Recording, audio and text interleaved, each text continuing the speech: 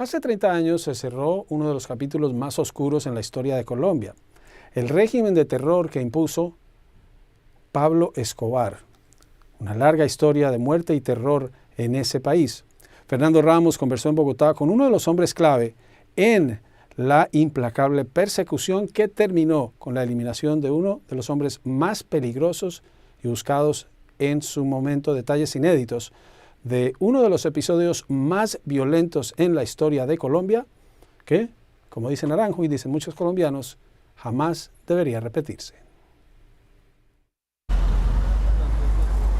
Y en el Comando Especial Conjunto de Ejército y Policía que dio con la ubicación y muerte de Pablo Escobar estaba el general en retiro y es vicepresidente de Colombia, Óscar Naranjo. General, ¿cuál fue la clave para dar con Pablo Escobar en su escondite y darlo de baja?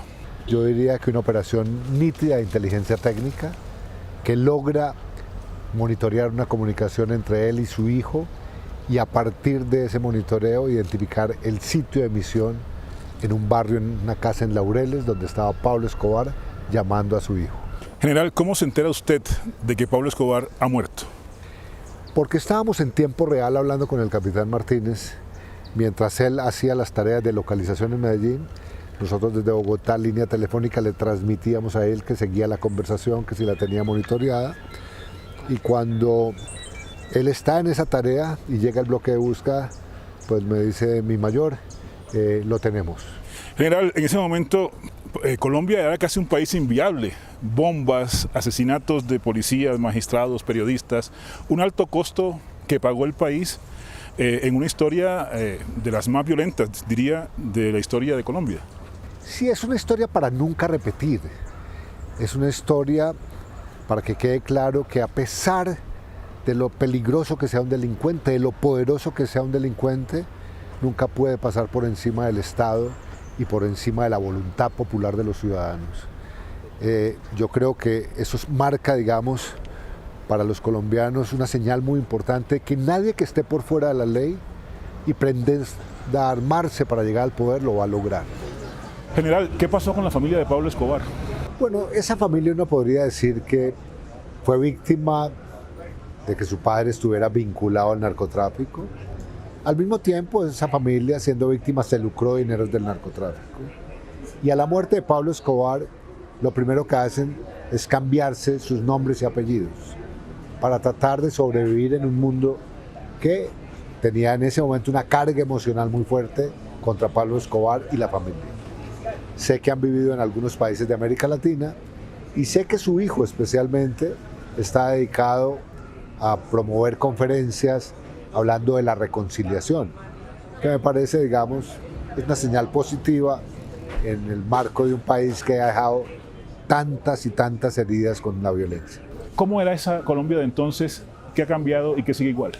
Muy importante especialmente para las nuevas generaciones, para los jóvenes, que tengan conciencia de que estamos en este momento de la historia con muchas dificultades todavía, pero lejos de ser una especie de Estado fallido.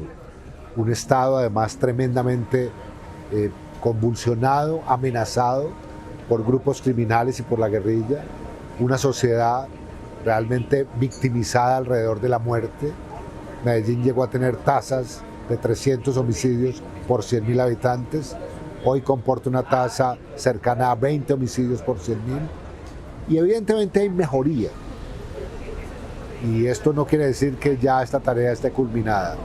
General, sin embargo, Pablo Escobar fue casi que una inspiración para otros narcotraficantes en el mundo que lo veían como el ejemplo a seguir. Chapo Guzmán, en México, otros que están en ese tema. ¿Eso fue desastroso para la humanidad en general? Mira, Fernando, eso es tan grave como esto. Me encuentro que a 30 años de su muerte, por lo menos 2 a 3 centenares de personas diariamente visitan la tumba de Escobar en Medellín. Me encuentro en Medellín cientos de locales donde venden objetos de souvenir marcados con la palabra Pablo Escobar o con el rostro. Veo jóvenes en Europa con camisetas, remeras con la imagen de Pablo Escobar en el pecho. Esos son fenómenos que la humanidad deja crecer que se vuelven míticos y que al final confunden. Yo estoy seguro que un joven europeo o incluso un joven colombiano no mide el daño que hizo Escobar y lo que representó él como un destructor de la vida. Por poderoso que sea un narcotraficante, por opulento y rico que sea, tiene un fin, con dos puertas de entrada sin salida. La entrada a una cárcel o la entrada a la muerte. General Óscar Naranjo, muchas gracias por esta entrevista con CNN en español. Muchas gracias, Felipe. Bien. Gracias.